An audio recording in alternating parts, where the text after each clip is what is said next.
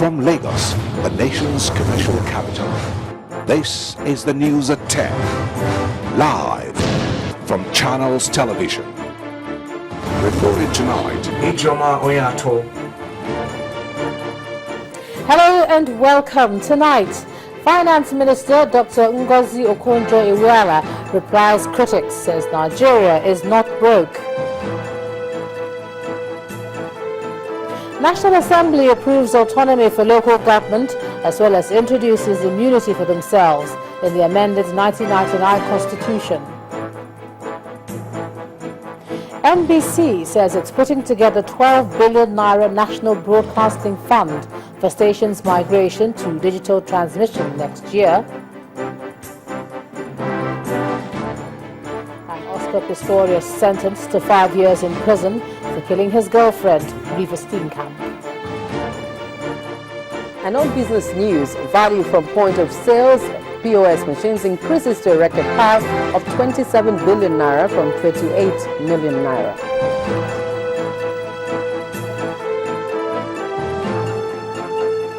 And on sports news, tonight Super Falcons coach Edwin Okon assures Nigerians of victory over South Africa in the semi-final of the African Women's Championship. And from Abuja, Gloria Umezioke, Ogun State Governor continues his tour of local government areas, insists more development on the way.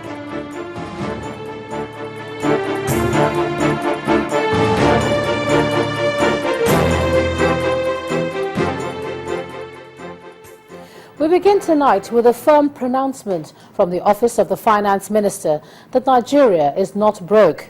Dr. Okonjo Iweala was responding to critics in Abuja today, where she also disclosed that 2.4 trillion naira has been set aside for the development of the rail sector by this administration.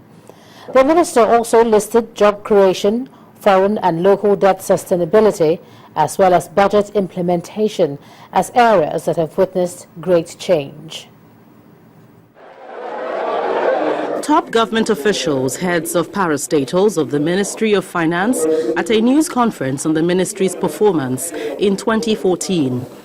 The Minister of Finance listed key achievements of the government in terms of job creation, foreign and local debt sustainability, as well as budget implementation.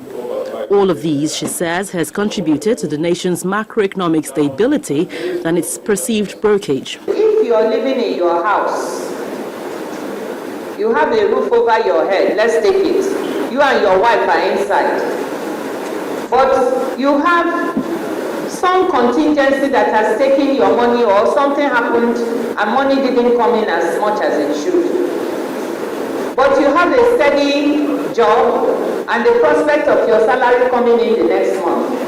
What do? Don't you tighten your belt a little for that month and say to your child, well, I'm sorry, you can't have ice cream this week and that week.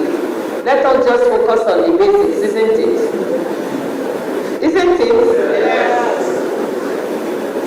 Let's drink garri if we need to drink garri, as long as we have a place to sleep.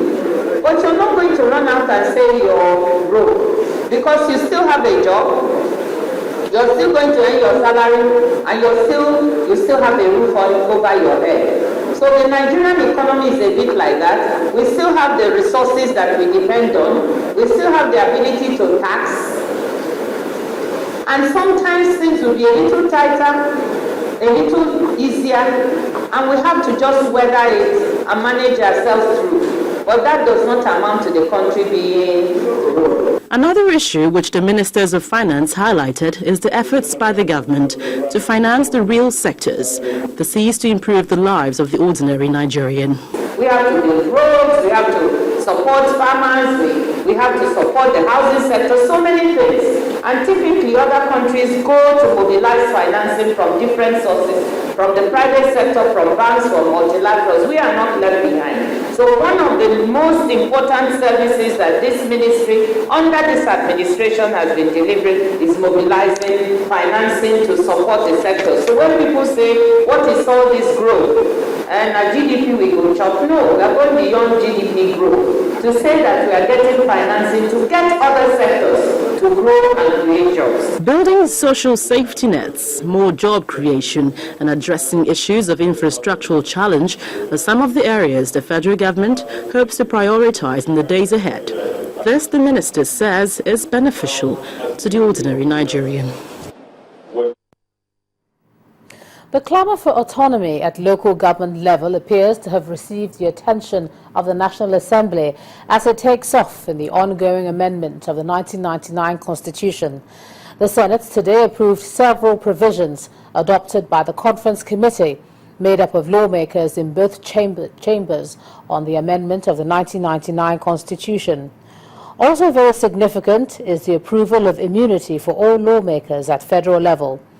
Other provisions adopted by the committee, by the Senate, include independent candidacy in elections, establishment of the Office of the Attorney General of the Federation and Attorney General of a state, separate from the Minister of Justice and Commissioner for Justice. Our correspondent Linda Akigbe reports. The inability of the Senate to form a quorum last week, Wednesday, stalled its consideration of the report of the Conference Committee on the review of the 1999 Constitution. At the resumption of plenary on Tuesday, the situation was remedied. In other words, Federal lawmakers in the Senate approved several provisions adopted by the Conference Committee on the amendment of the 1999 Constitution. They include autonomy for local governments, empowering the National Assembly and the state houses of assembly to prescribe civil or criminal sanctions for failure, refusal, or neglect to obey summons issued by the National Assembly, amending Section 9 by removing the need for presidential assent in constitution alteration exercise, amending Section 65 and Section 106 to provide for independent candidacy in elections, creation of the Office of the Accountant General for the federal government, establishment of the Office of the Attorney General of the Federation and Attorney General of a state separate from the Minister of Justice and Commissioner of Justice, amending Section 225, empowering INEC to deregister political parties for breach of registration requirements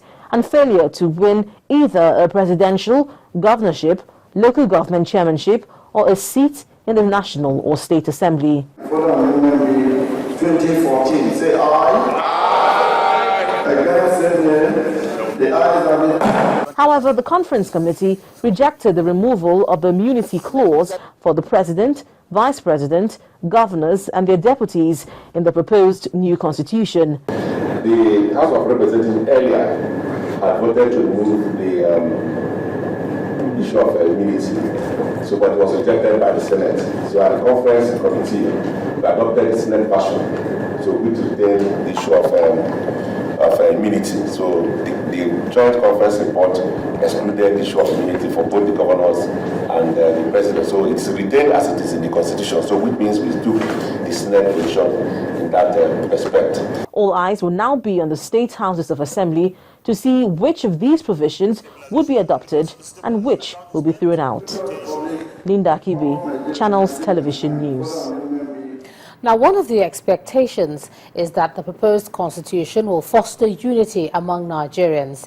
Now, this need for cohesion was also pointed out by the Sultan of Sokoto, His Eminence Sa'ad Abubakar III.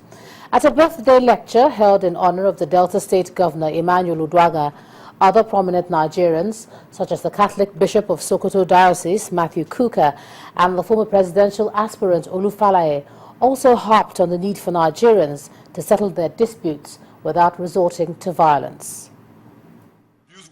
At a point when many in his shoes would have gone on a wild merriment, approaching the age of 60, for the governor of Delta State, Emmanuel Uduaghan calls for sober reflection, especially on serious national issues.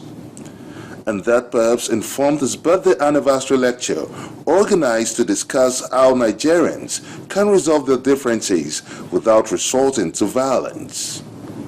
Dignitaries, including His Eminence, the Sultan of Sokoto, Sa'ad Abubakar III, Bishop Matthew Kuka, and former presidential aspirant Olufalaye are present to do justice to the subject of the lecture, which centers on anger management.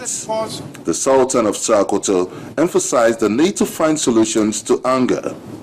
Never to be afraid of talking to one another. Never to be afraid of dialogue on mutual respect. Never to be afraid of telling one another the home truth about ourselves.